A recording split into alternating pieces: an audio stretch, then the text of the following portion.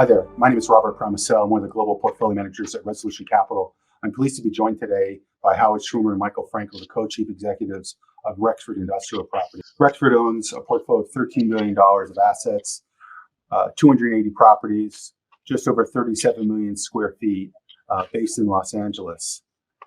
Michael, Howard, please, you could join us. Maybe you could introduce your company and explain the focus, please. Thank you, Robert, and thanks everybody for joining and taking the opportunity to learn more about Rexford Industrial. I'm joined with Howard Schwimmer. We're co-CEOs of the business. Founded in 2001, we took the company public in 2013 on the New York Stock Exchange. Today we have an equity market cap somewhere around $11 billion.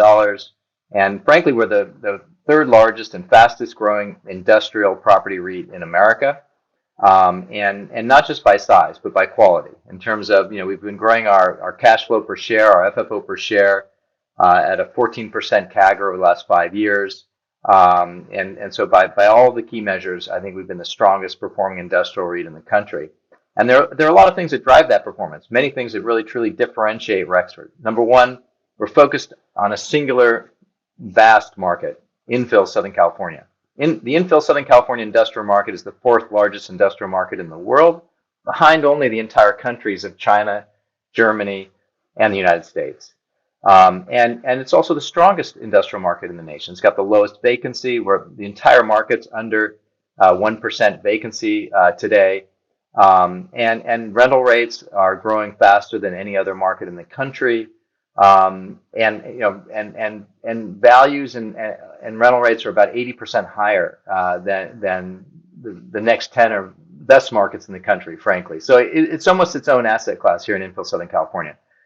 We have an incurable supply-demand imbalance, meaning that there's virtually no way to increase supply of industrial property. We have a dearth of land. The market's surrounded by mountains and ocean, and we have a growing population. So despite unprecedented tenant demand growth, we're unable to deliver any meaningful net supply growth. In fact, we tend to lose supply year over year. And with that, maybe I'll turn it over to Howard. He can talk a little bit about the nature of the tenant base and how we create value in this market. Sure. Thanks, Michael. So our tenants are primarily focused on servicing the consumption base here in Southern California. Probably about 40+% of what comes in through the ports here is consumed actually locally in Southern California. And as Michael mentioned, we have really a dearth of land and actually availability in buildings with a very, very low vacancy rate. And that's leading to outsized rent growth in the marketplace. Our portfolio overall, mark to market, is about 41% right now in terms of the portfolio is 41% below market. In terms of year over year rent growth, based on our internal metrics, we saw rents grow about 38% year over year in Southern California. And that's not slowing down. The tenant intensity is really just uncharted at this point. We've got people competing for space, 10, 15 offers on any space that comes up in the marketplace.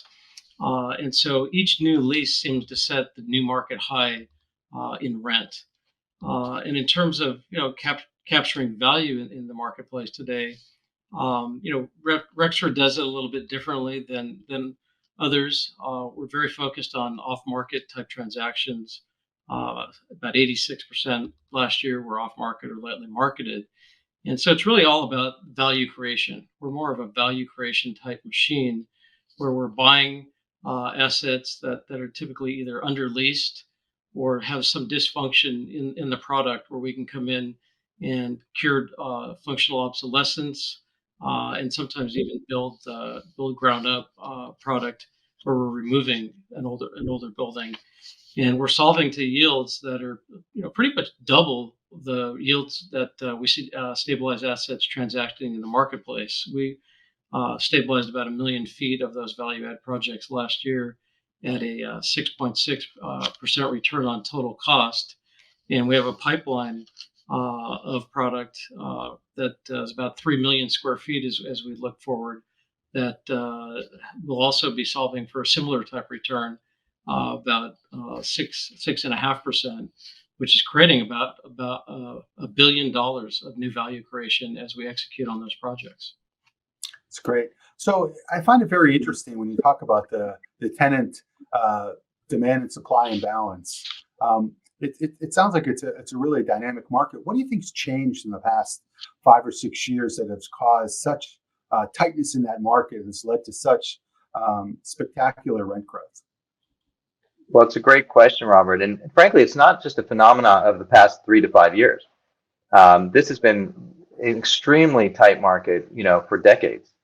In fact, going back 15 or 20 years, Howard and I used to ask ourselves, and we've had this supply demand imbalance literally going back 25, 30 years, but we had a little bit more supply. So maybe it was, 3-4% vacancy versus sub 1% vacancy. Still an extreme supply demand imbalance going back, again, decades.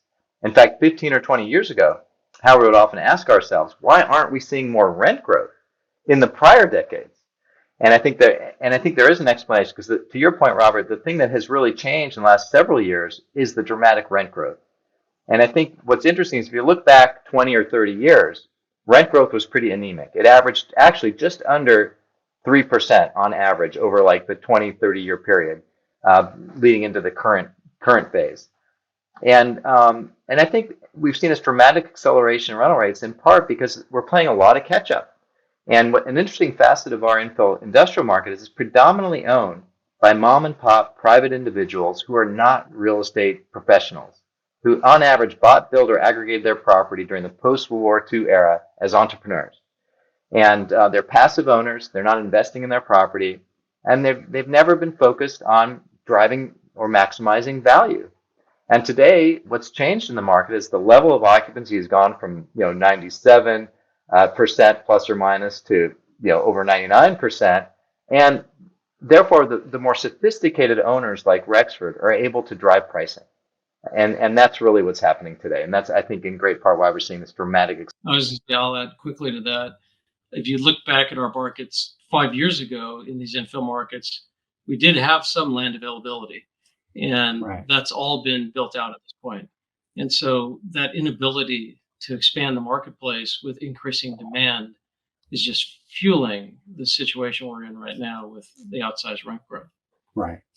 It's interesting. So there's a couple. And by the way, the other factor I just want to touch on, Robert, is the demand side of the equation, because we are seeing an unprecedented level of demand, not just from e-commerce, which everybody reads about in the newspapers, but it's from an unbelievably diverse range of industry sectors that are growing dramatically in our markets. And to name a few, it's mobility around electric vehicles, it's satellites and rocketry, which is the largest source of that industry in America is in Southern California. It's consumer products and food staples. It's medical products. It's we're seeing a diversity of growth from a demand perspective that we have never seen before. Right. So not only is LA, Greater Southern California, a large consumer base with over 30 million people living in Southern California, but it also it's still a manufacturing center for certain industries. What a lot of people don't realize is there are more manufacturing jobs in Southern California than any other region in the country. We receive more private equity investment as a region than any other region in the country, and it is the most diverse economy by far as compared to any region in the country. Right. What I wanted to ask you before about going back to the rent growth, not only do I understand you have very strong reversionary potential in your portfolio where you're under rented, but and so you've seen strong rent growth as a result, but you're also, I believe, able to get very strong increases in your leases each year. It used to be CPI, and then it was 3% a year, then 3.5%, and I understand that's even stronger than that now. It is. It is. Go ahead, Howard. I think our average rent growth for the year was about 3.6%. It was about 3.3% the prior year, so it's continuing to grow. And today, for most of our product, we're trying to push 4.5% to 5% built-in increases in the leases. And are you finding within the tenants there are certain segments that are more likely to be willing to pay those levels than others? That's a great question about the tenant base, because we're seeing it across sectors, across industries, across functions. And I think that's what's so exciting in terms of tenant demand today. And I think a key element of our tenant base is that these are truly mission critical locations for our tenants. Whether they're in the food distribution business, e-commerce, fulfillment business, building of satellites, or distributing, electric and servicing electric vehicles, they must have these infill locations. These are sticky tenants. And frankly, we have a very strategic level of outreach into the tenant base. And today we're having conversations with tenants where the demand for these types of tenants didn't even exist maybe 5 or 7 years ago. And we're having conversations with them about not their need for one space in infill Southern California in a given submarket, rather their need for 20 or 30 spaces throughout infill Southern California as quickly as we can deliver them. So it's a very different landscape today from a tenant demand perspective, than it was even 3 or 4 or 5 years ago. And you guys don't really have very high bad debt, if any, actually. So tenant credit's pretty good. Tenant credit's exceptional. We finished the year last year with 0 bad debt. It's remarkable. So it strikes me that you guys are roughly, in a roughly 2 billion square foot market, you have about a 2% market share, which is not nothing. I think, having nearly 38 million square feet in your portfolio, it's a portfolio that's almost unprecedented in size in Southern California.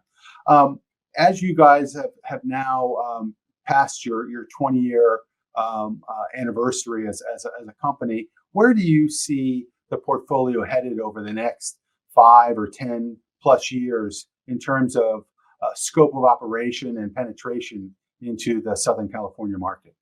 Well, our focus is really going to continue to be the same. Southern California, low finish industrial, and as you mentioned, a 2% market share leaves us plenty of room for growth. We're really not even thinking about entering another marketplace. People ask us all the time, but you have to put it in perspective. Southern California is the same size as the next 5 largest markets from an economic value. And for us, we're lucky that this is our backyard, that we know it and are able to penetrate it deeper than anyone else. And so there's a huge growth opportunity ahead of us. And so we're going to just stick to what we do best and retain that competitive advantage that we have here in Southern California. Do you envision maybe actually being able to double your market share over time? Is that something that you guys think about, or is that not a metric that's useful? Well, there's no reason why we wouldn't at some point become 150 million square foot operator of product in Southern California. In fact, that's something we talk about. That's the long-term goal. Yeah, certainly your tenants, if you have multi-locational tenants, they would, I'm sure, appreciate that. Just in the brief time we have left, I couldn't help but comment on how much flexibility you have in your capital structure, with a loan to value at less than 10%. Could you comment on how important having a low leverage and a flexible balance sheet is for your company? Well, that's really a strategic decision. It does give us the ability to grow the business and access the capital markets differently. So going forward, that's not really just something that's a short-term view. You'll see us on a long-term basis maintaining those same leverage ratios. Michael, you want to comment a little more on the capital structure and the leverage? No, it sounded like you did probably a really good job, but I think we're very fortunate in that we generate such dramatic cash flow growth in the company that we're able to capitalize on that to maintain not just a low leverage balance sheet, but also to self-fund a lot of the value creation and the internal growth and the CapEx that drives that growth and value creation internally. So we're in a very, very fortunate position. That's great, guys. Howard Schwimmer, Michael Frankel from Rexford Property, thank you very much for your time today. It was a pleasure speaking with you.